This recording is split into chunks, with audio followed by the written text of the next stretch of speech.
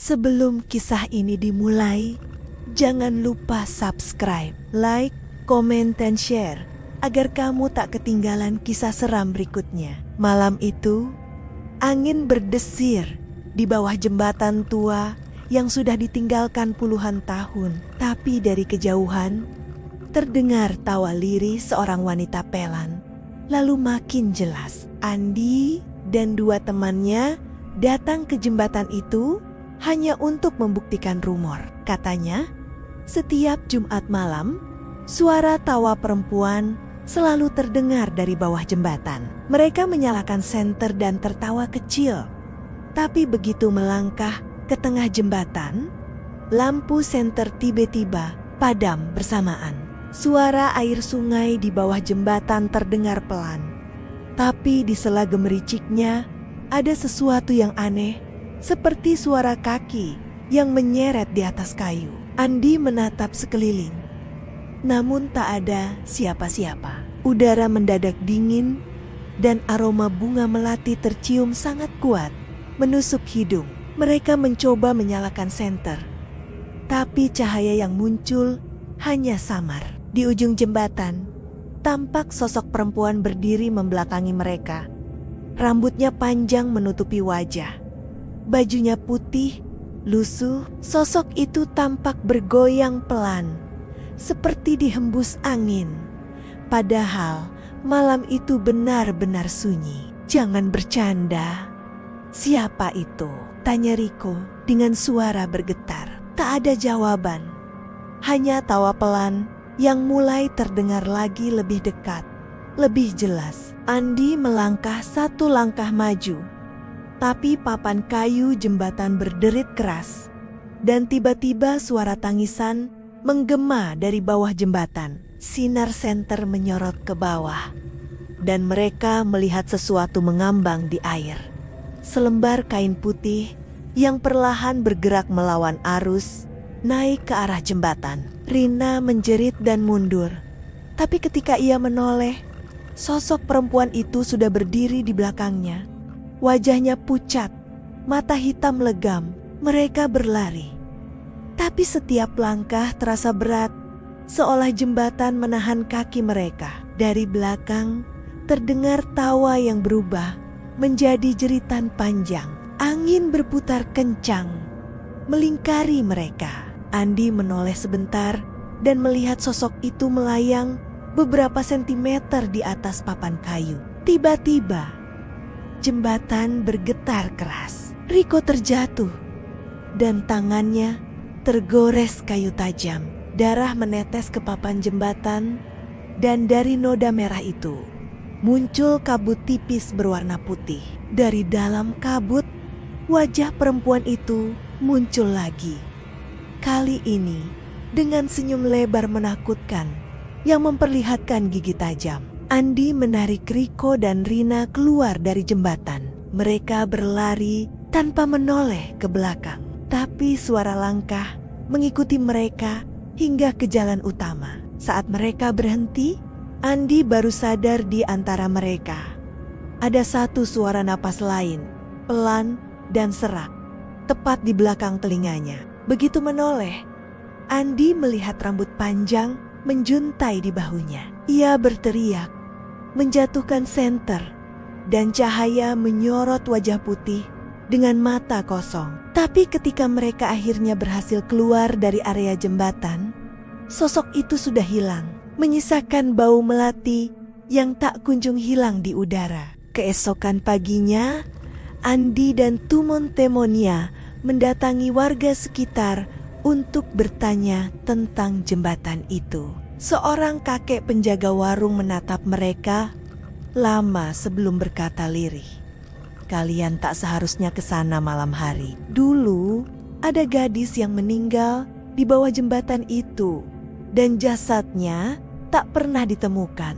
Menurut cerita warga, gadis itu bernama Sari, putri dari penjual sayur di desa sebelah. Suatu malam, ia menyeberang jembatan sepulang kerja, tapi tak pernah sampai di rumah. Orang-orang hanya menemukan sandal dan tasnya di tengah jembatan. Sejak saat itu, Suara tangis dan tawa sering terdengar setiap malam Jumat. Andi merasa bersalah. Ia ingin tahu kebenaran dan membantu arwah gadis itu menemukan ketenangan.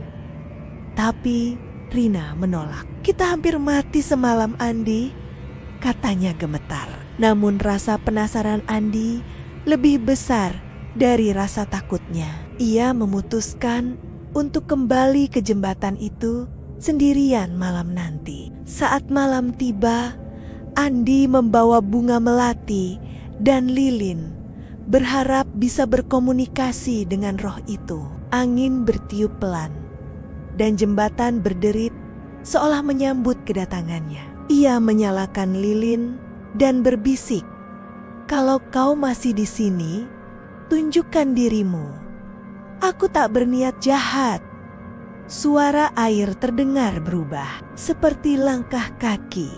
Tiba-tiba suhu udara menurun drastis. Lilin padam sendiri, dan dari balik kabut muncul sosok perempuan dengan pakaian basah, rambut terurai menutupi wajah. "Kau memanggilku?" Suaranya serak, namun terdengar seperti tangisan. Andi menelan ludah, mencoba tegar meski tubuhnya gemetar hebat. Sari menatap Andi dengan mata yang kosong. "Aku hanya ingin pulang, tapi mereka menahanku di sini." Kalimat itu membuat Andi bingung. "Siapa mereka?" tanyanya. Sosok itu menunjuk ke arah sungai. Dari permukaan air muncul bayangan tangan tenggen hitam yang mencoba menariknya kembali ke bawah. Andi mundur ketakutan, tapi Sari berteriak, "Jangan biarkan mereka menarikku lagi." Teriakan itu menggema ke seluruh hutan di sekitar jembatan. Andi menancapkan bunga melati ke tanah dan berdoa sekuat tenaga. Perlahan, tangan-tangan itu menghilang. Tapi wajah Sari kini tampak lebih tenang. Namun sebelum menghilang sepenuhnya, Sari berbisik, "Jembatan ini bukan hanya tempat kematianku, tapi juga kuburanku." Andi tertegun. Ia baru sadar di bawah jembatan itu mungkin jasad Sari masih terkubur, tertimbun tanah dan air sungai selama bertahun-tahun. Keesokan harinya, Andi melapor ke polisi dengan harapan jasad itu bisa ditemukan. Tapi begitu mereka datang, bagian bawah jembatan sudah runtuh, sebagian akibat erosi. Air sungai menjadi keruh, sulit untuk mencari apapun. Namun, tiba-tiba salah satu petugas menemukan tulang kecil di tepi sungai. Setelah tulang itu diangkat, langit mendadak mendung dan hujan turun deras. Petugas pun menghentikan pencarian. Tapi malamnya, Andi bermimpi melihat Sari tersenyum sambil membawa bunga melati. "Terima kasih," katanya lembut. Saat terbangun, Andi menemukan setangkai melati segar di meja kamarnya. Sejak malam penemuan tulang itu, suasana jembatan berubah. Tak ada lagi suara tawa di malam hari, hanya bunyi air sungai yang mengalun pelan. Warga mulai berani melintasi jembatan lagi, tapi mereka selalu meletakkan bunga melati di ujungnya sebagai tanda penghormatan bagi arwah Sari. Andi sering datang ke jembatan itu sendirian, hanya untuk menatap air yang mengalir di bawahnya. Kadang ia merasa angin berhembus lembut, membawa aroma melati yang menenangkan. "Semoga kau sudah tenang di sana, Sari," bisiknya setiap kali menatap langit malam yang kini terasa damai. Namun suatu malam, ketika Andi hendak pulang dari jembatan, ia melihat seberkas cahaya lembut di tengah jalan kayu. Cahaya itu membentuk siluet perempuan bergaun putih. Tidak lagi menakutkan seperti dulu, tapi penuh kedamaian. Sari menatapnya dengan senyum tulus, sebelum perlahan menghilang di udara. Keesokan harinya, Rina dan Riko datang menemui Andi. Mereka mendengar kabar bahwa jembatan tua itu akan direnovasi agar aman dilalui warga. Mungkin ini pertanda ya, kata Riko. Andi hanya tersenyum kecil. Ya, mungkin sudah waktunya jembatan ini berhenti menyimpan rahasia. Saat pekerja mulai memperbaiki jembatan, mereka menemukan sesuatu di sela papan kayu lama. Sebuah kalung kecil berbandul kaca pecah. Di dalamnya ada foto gadis muda tersenyum. Andi mengenal wajah itu Sari. Ia mengambil kalung itu dengan hati-hati, lalu meletakkannya di atas papan kayu sebagai penghormatan. Malamnya, Andi bermimpi kembali berada di jembatan itu. Sari berdiri di sisi lain, memegang kalungnya dan tersenyum. Kau menepati janji, katanya lembut. Kini aku bisa pulang.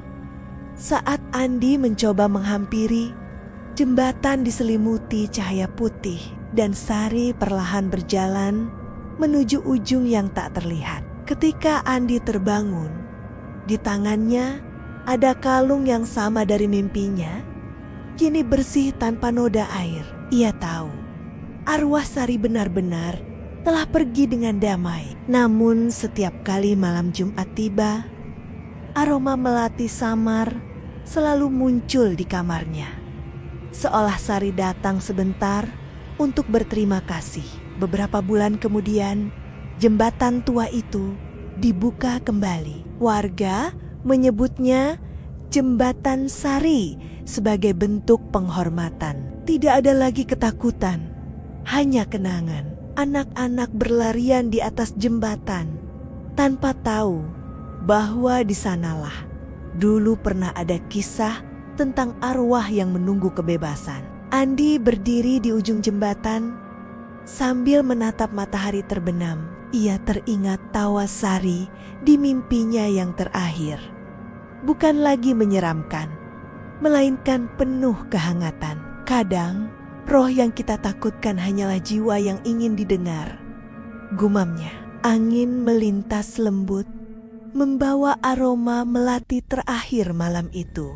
Kini, jembatan tua itu bukan lagi tempat kutukan, melainkan simbol pengingat bahwa setiap roh hanya ingin dikenang dengan doa, bukan ketakutan. Andi menatap langit dan berbisik, "Selamat jalan Sari." Di kejauhan, seolah terdengar suara perempuan tertawa pelan, bukan menyeramkan, tapi penuh kedamaian.